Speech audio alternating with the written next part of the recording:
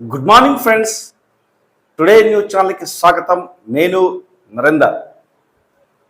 ఈరోజు ఏ social media site open చేసినా, ఏ పత్రిక చూసినా, ఏ ఛానల్ చూసినా ఒకటే చర్చ, ఒకటే అంశం.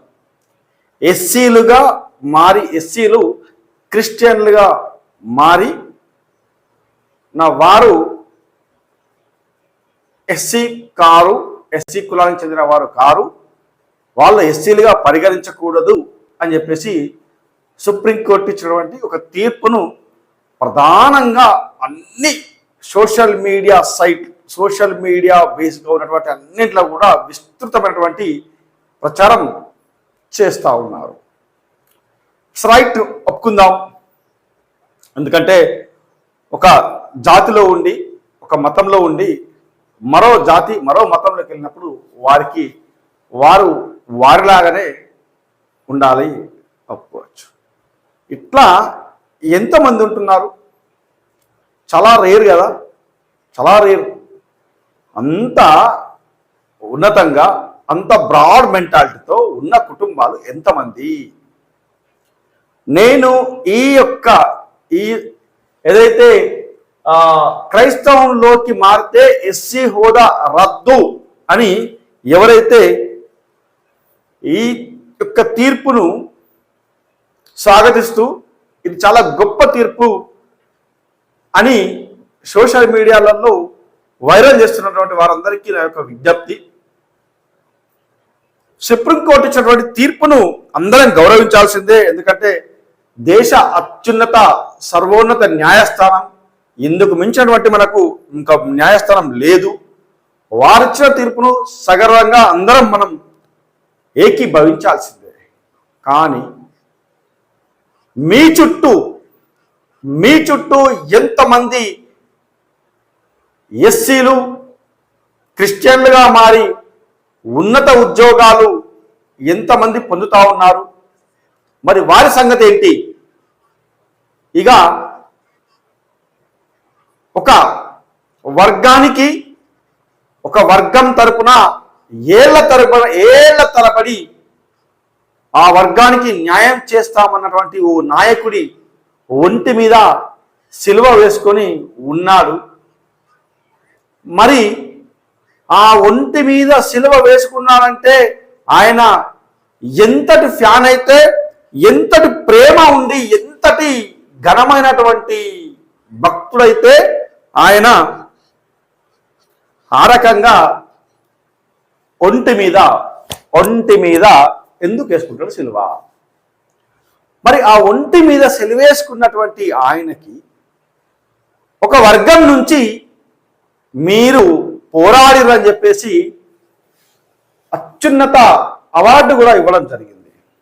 మరి ఆ అవార్డును వెనక్కి తీసుకునే ధైర్యం, ఆయన ఈ ఎస్సీ కాదు అని చెప్పే తెగువ ఎంతమందికి ఉంది? ఒకసారి మతం మారిన వారు మరోసారి మళ్ళీ ఈ మతంలోకి, అంటే హిందూ మతంలోకి రావాలి అంటే ఫలానా అని కొన్ని గైడ్లైన్స్ కూడా వేసింది సుప్రీంకోర్టు. కానీ అసలు మన దాంట్లో మనకు ప్రశ్నించే దమ్ము ఎంతమందికి ఉంది? సోషల్ మీడియాలో స్టేటస్లు పెట్టుకొని, వాట్సాప్ గ్రూపులలో ఫార్వర్డ్ చేసుకొని, ఫేస్బుక్లలో చూపించుకొని, ట్విట్టర్లో పెట్టుకొని గీ కాదు ముచ్చట్లు. పలానా కుటుంబం, పలానా వాళ్ళు ఇగో ఈ చర్చిలకు పోతుర్రు, ఇగో ఈ క్రిస్టియన్ మతంలోకి వెళ్ళిర్రు, వాళ్ళకి ఉద్యోగం ఉంది అని మీలో ఎంతమంది క్వశ్చన్ చేయగలుగుతారు? చేయలేమండి. ఎందుకంటే భయం భయం భయం అబ్బో మళ్ళీ ఏమవుతుందో అనే భయం. మీ చుట్టూ ఉన్న వాళ్ళ దాంట్లో ఉన్నతమైన ఉద్యోగాలు చేసే వాళ్ళు ఉన్నారు. మీ చుట్టూ ఉండే వాళ్ళ దాంట్లో ఉన్నతమైనటువంటి రాజకీయ పదవులు అనుభవించిన వాళ్ళు ఉన్నారు. చాలా చాలా పేరు పొందిన వ్యక్తులు ఉన్నారు. కానీ వారందరినీ ప్రశ్నించే పేదోడి గొంతుకలు ఎన్ని?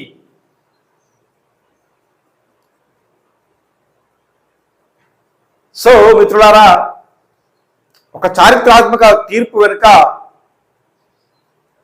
ఒక ప్రశ్నించే గొంతుకలు లేనప్పుడు బిఆర్ అంబేద్కర్ గారు ఆనాడే చెప్పారు, భారత రాజ్యాంగం అంటే ఏ రాజ్యాంగమైనా సరే రాజ్యాంగం ఎంత గొప్పదైనను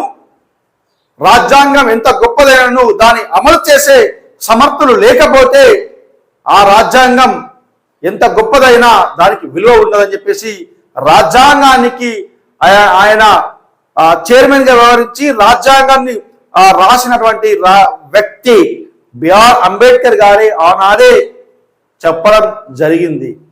ఇలా కళ్ళ ముందే రాజ్యాంగ హక్కుల్ని కాలరాస్తున్న వారి మీద ఫిర్యాదు చేసేందుకు జంకే మనం సోషల్ మీడియాలలో స్టేటస్ పెట్టేసుకొని ఇక మీరు ఇదిరాబాయ్ అదిరాబాయ్ అని చెప్పి చెప్తా ఉంటాం. It's not correct way. మీకు తెలిసినట్టుగా మీ ఎవరైనా సరే ధైర్యంగా వెళ్ళి ప్రూఫ్లతో అందిస్తే కనుక ఈ మత మార్పిడులు జరగవు. ఎస్సీ సామాజిక వర్గం కాదు, ఎస్సీ ఏ సామాజిక వర్గంలో అయినా సరే ఈ యొక్క ప్రస్తుతం ఉన్నటువంటి జనాభా ప్రకారం వాస్తవంగా చెప్పాలంటే ఆ బీసీ క్రిస్టియన్ మైనారిటీ సర్టిఫికేటే బెటర్. కానీ ఇక్కడ ఎస్సీలుగా ఉంటూ ఎస్సీలుగా సర్టిఫికెట్లు మాత్రమే చలామణి అవుతూ క్రిస్టియన్ మతంలోకి మారిన వారి సంగతి ఏంది? వారి ఉద్యోగాలు రద్దు చేసే దమ్ము ధైర్యం ఈ ప్రభుత్వాలకి ఈ యొక్క వ్యవస్థలకి ఉందా? ఉండదండి.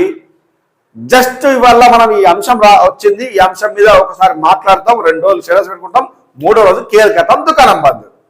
ఇది మన ముచ్చట. ఇక ఈ ముచ్చట ఏందో ఒకసారి మనం పత్రికల్లో దాదాపు అన్ని పత్రికలలో హైలైట్ చేశారు. ఈ ముచ్చట ఏందో ఒకసారి మనం చూద్దాం. అసలు ఎందుకు ఈ ముచ్చట పెట్టాల్సి వచ్చింది, మరి సుప్రీంకోర్టు ఎందుకు తీర్పు ఇచ్చిన అనే విషయం చూద్దాం. క్రైస్తవంలోకి మారితే ఎస్సీ హోదా రద్దు, హిందువులు సిక్కులు బౌద్ధులకే ఆ హోదా, ఆ మతాలు కాకుండా వేరే మతాన్ని అనుసరించే వ్యక్తిని ఎస్సీగా పరిగణించలేము. ఏపీ హైకోర్టు తీర్పును సమర్థించినటువంటి సుప్రీంకోర్టు మతం మారిన వెంటనే ఎస్సీ హోదా కోల్పోతారు, అట్రాసిటీ కేసులు పెట్టే హక్కు కూడా ఉండదని వెల్లడి అని చెప్పేసి వెలుగులో ఈ కథనాన్ని హైలైట్ చేయడం జరిగింది. సో క్రైస్తవ మతంలోకి మారితే ఎస్సీ హోదా ఉండదని సుప్రీంకోర్టు స్పష్టం చేసింది. హిందూ సిక్కు బౌద్ధ మతాలు కాకుండా వేరే మతాన్ని అనుసరించే వ్యక్తిని కూడా షెడ్యూల్ క్యాస్ట్ సభ్యునిగా పరిగణించలేమని పేర్కొంది. ఏ ఇతర మతంలోకి మారినా తక్షణమే షెడ్యూల్ కుల హోదాను కోల్పోతారని వెల్లడించింది. మంగళవారం justice Prashant Kumar Mishra, justice N V ఆంజనేయతో కూడిన బెంచ్ ఈ మేరకు తీర్పు వెలువరించింది. ఈ వ్యవహారంలో 2025 ఏప్రిల్ 30న ఆంధ్రప్రదేశ్ హైకోర్టు గతంలో ఇచ్చిన తీర్పును బెంచ్ సమర్పించింది. గుంటూరు జిల్లా పిట్టలవాని పాలెంలో పాస్టర్ గా పనిచేసినటువంటి వ్యక్తిపై దాడికి సంబంధించి ఎస్సీ ఎస్టీ అట్రాసిటీ చట్టం కింద నమోదైన కేసులో సుప్రీంకోర్టు ఈ తీర్పు వెలువరించింది. ఫిర్యాదుదారులు దశాబ్ద కాలంగా పాస్టర్ గా ఉంటున్నారని, ఘటన జరిగే సమయంలో ప్రార్థనలు చేస్తున్నారని ధర్మాసనం పేర్కొంది. క్రైస్తవ మతంలో కుల వ్యవస్థకు తావులేదు కాబట్టి అట్రాసిటీ చట్టం కింద ఫిర్యాదు చేసే హక్కు ఉండదు అని చెప్పేసి ఆ యొక్క తీర్పును చేస్తూ వెలుగు పత్రికల్లో రావడం జరిగింది. సో మరి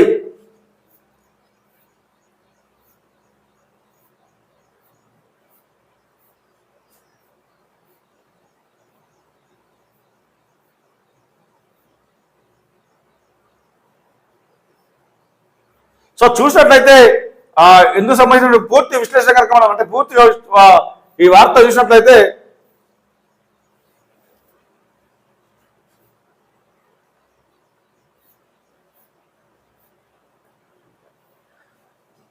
ప్రస్తుత కేసులో పిటిషనర్ తాను క్రైస్తవ మతం నుండి తను అసలు ఆ మతంలోకి తిరిగి మారానని కానీ లేదా మాదిగ సమాజంలో తిరిగి కలిసిపోయారని కానీ వాదించడం లేదు. దీనికి విరుద్ధంగా అతను క్రైస్తవ మతాన్ని పాటిస్తూనే ఉన్నాడని, దశాబ్దానికి పైగా గ్రామంలోని ఇళ్లలో క్రమం తప్పకుండా ప్రార్థనలు నిర్వహిస్తూ పాస్టర్గా పనిచేస్తున్నారని సాక్ష్యాధారాలు స్పష్టం చేశాయి. అతనిపై దాడి జరిగినప్పుడు కూడా వ్యక్తి తన ఇంట్లో ప్రార్థన సమావేశాలు నిర్వహిస్తున్నారు. ఈ వాస్తవాలు సంఘటన జరిగిన రోజునే ఆయన క్రైస్తవుడిగానే కొనసాగడం విషయంలో సందేహం లేదు అని ధర్మాసనం పేర్కొంది. ఫిర్యాదుదారుడికి తహసీల్దార్ ఇచ్చిన ధృవీకరణ పత్రం ఉన్నప్పటికీ మత మార్పిడి తర్వాత ఆ రక్షణ పొందేందుకు అర్హత ఉండదని కోర్టు వెల్లడించింది. క్రైస్తవ మతంలోకి మారి ఆ ఆచారాలను పాటించిన వ్యక్తి షెడ్యూల్ కుల సభ్యుడిగా కొనసాగలేరని స్పష్టం చేసింది. 1950 నాటి రాజ్యాంగ ఉత్తర్వులు ఈ విషయాన్ని స్పష్టం చేశాయని, ఈ ఉత్తర్వులోని నిషేధం సంపూర్ణమైందని కోర్టు పేర్కొంది. 1950 నుండి ఉత్తర్వులోని క్లౌజ్ 3 పేర్కొనని ఏ మతంలోకి మారినా పుట్టుకతో సంబంధం లేకుండా తక్షణమే షెడ్యూల్ కుల హోదాను కోల్పోతారని స్పష్టం చేసింది. క్రైస్తవ మతంలోకి మారిన వ్యక్తికి ఎస్సీ ఎస్టీ అట్రాసిటీ నిరోధక చట్టం కింద రక్షణ లభించదని తెలిపింది. కేసు ఏంటంటే కులం పేరుతో దూషించి దాడి చేశారని ఏపీలోని పిట్టలవానిపాలెం మండలం కొత్తపాలెం గ్రామానికి చెందిన పాస్టర్ చింతాల ఆనంద్ 2021లో 6గురిపై చందోలు పోలీస్ స్టేషన్ లో కంప్లైంట్ చేశాడు. దీంతో 6గురిపై ఎస్సీ ఎస్టీ చట్టంతో పాటు ఐపీసీ సెక్షన్ల కింద పోలీసులు కేసు పెట్టారు. అయితే ఫిర్యాదుదారుడు గత 10 ఏళ్లుగా పాస్టర్ గా ఉన్నారని, క్రైస్తవ మతంలోకి మారిన వారిని ఎస్సీ కులస్తులుగా పరిగణించకూడదని నిందితులు రాష్ట్ర హైకోర్టును ఆశ్రయించారు. తమపై దాఖలైన కేసులు కొట్టువేయాలని పిటిషన్ లో కోరారు. రాజ్యాంగం షెడ్యూల్ కులాలు ఆర్డర్ 1950 ప్రకారం హిందూ మతాన్ని కాకుండా ఇతర మతాలను స్వీకరించినప్పుడు వారు ఎస్సీ హోదాను కోల్పోతారన్నారు. వాదనలతో హైకోర్టు ఏకీభవించింది. నిందితుల తరపు వాదనలు పరిగణలోకి తీసుకుంటూ ఎస్సీ ఎస్టీ అట్రాసిటీ కేసును కొట్టివేయాలని నిరువురు మే నెలలో ఉత్తర్వులు జారీ చేసింది. ఈ తీర్పుపై చింతాల ఆనంద్ అదే ఏడాది జూలై 3న సుప్రీంకోర్టులో సవాల్ కూడా వేయడం జరిగింది అని చెప్పేసి సవాల్ జారీ చేసి చెప్పి. సో మొత్తానికైతే మనం చూస్తా ఉన్నాం. ఇట్లా ఈ క్రైస్తవ మతంలోకి మారిన వారు మీ చుట్టూ చాలానే మంది ఉంటారు. వారు ఉద్యోగాలు పొందుతూ మీ యొక్క ఈ ఎస్సీ కులానికి సంబంధించినటువంటి వారిని బయట ఎస్సీ అని కూడా చెప్పుకోకుండా క్రిస్టియన్ అని చెప్పుకుంటూ కనీసం ఆ యొక్క పుట్టిన కులాన్ని కూడా చెప్పుకోకుండా ఆయన అన్ని అనుభవిస్తూ తోటి సామాజిక వర్గానికి అన్యాయం చేస్తున్నా కానీ కూడా వాళ్ళు సప్పుడు చెయ్యరు. ఇక మనం చెప్పినాం కదా ఇంతకుముందు, ఒక సామాజిక వర్గానికి పెద్దపీట వేసి ఆయన తరపున పోరాడిన వ్యక్తి కూడా క్రిస్టియనే అయినా సరే ఆయనకు జాతీయ పార్టీ పిలిచి ఓ ప్రధాన అవార్డును సైతం ఇవ్వడం జరిగింది. సో ప్లీజ్ ఈ అంశం మీద తప్పకుండా కామెంట్ చేయాలని చెప్పి మిమ్మల్ని కోరుతున్నాను. ఇక